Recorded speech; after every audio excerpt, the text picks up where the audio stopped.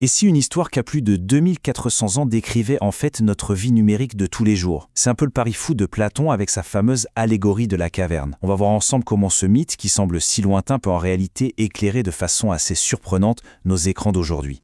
Tout commence avec cette phrase, cette image hyper puissante. Platon ne nous demande pas de lire une théorie abstraite. Non, il nous invite à entrer dans un monde. Un monde souterrain qui, comme on va le voir, ressemble étrangement au nôtre. Alors, commençons par le décor, par cette fameuse prison. Qu'est-ce que les prisonniers voient exactement? Et surtout, qu'est-ce qu'ils croient être la réalité? Ok, essayons de visualiser la scène. On a des prisonniers enchaînés, immobiles, ils ne peuvent regarder que droit devant eux, vers un mur.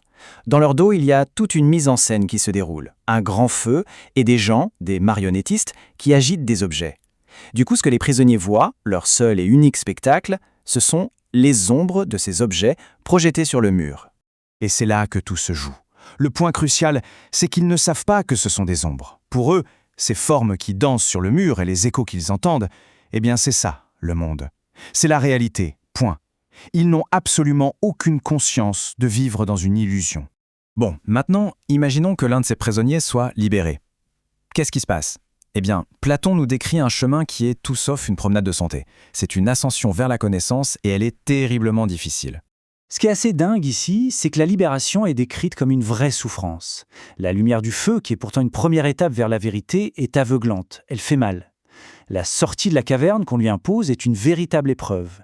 Et même une fois dehors, la vérité n'est pas instantanée. C'est un processus lent, un ajustement progressif du regard.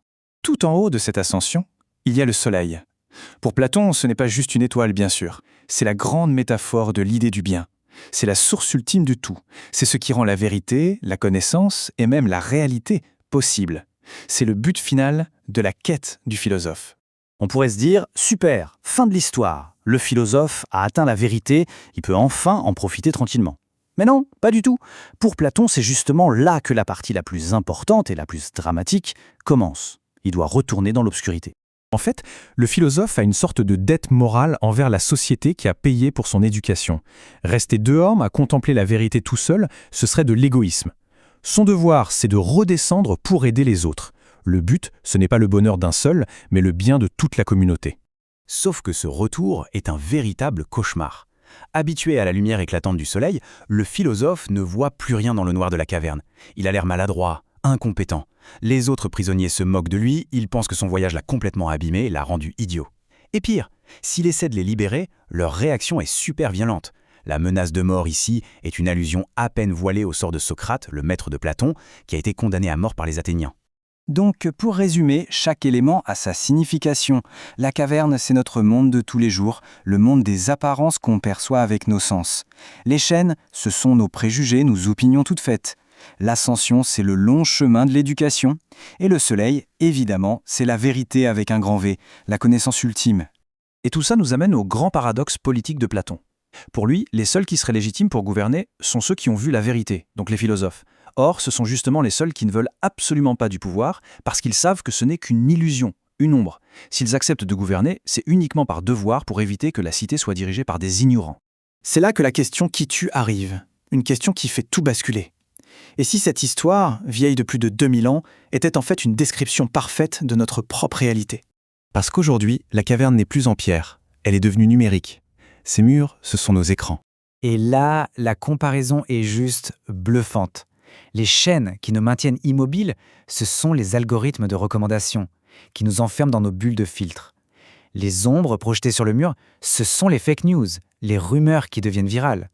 Et la caverne elle-même, c'est notre chambre d'écho sur les réseaux sociaux. Alors, qui est le philosophe aujourd'hui? Pas forcément un prof de fac avec une barbe. C'est peut-être l'analyste, l'éducateur, le fact-checker. En fait, c'est toute personne qui fait l'effort conscient de sortir de sa bulle, de confronter ses opinions aux faits, de remonter aux sources fiables. Mais le problème, c'est que, tout comme le philosophe de Platon, quiconque essaye aujourd'hui de partager une vérité un peu complexe se heurte à d'énormes difficultés. La redescente dans la caverne numérique est aussi risquée qu'à l'époque.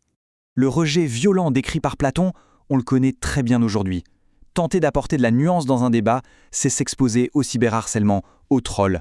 L'expertise est souvent balayée, et un argumentaire construit et rigoureux perdra presque toujours face à un même choc ou une petite phrase assassine. L'ombre gagne souvent sur l'idée. Au final, le parcours reste le même. Sortir de la caverne, aujourd'hui, ça veut dire apprendre à maîtriser nos outils numériques au lieu d'être maîtrisés par eux. Redescendre, c'est accepter de se prendre des coups pour essayer de partager ce qu'on sait. Et le risque de mort, qui était bien réel pour Socrate, est devenu un risque de mort symbolique, le lynchage numérique, la mise au banc de la communauté. Finalement, l'allégorie de Platon nous renvoie directement à nous-mêmes et nous laisse avec cette question essentielle. Elle nous invite à nous demander, très personnellement, quels sont mes murs? Quelles sont les ombres que je prends pour la réalité? Et suis-je prêt à commencer cette ascension, même si elle est difficile?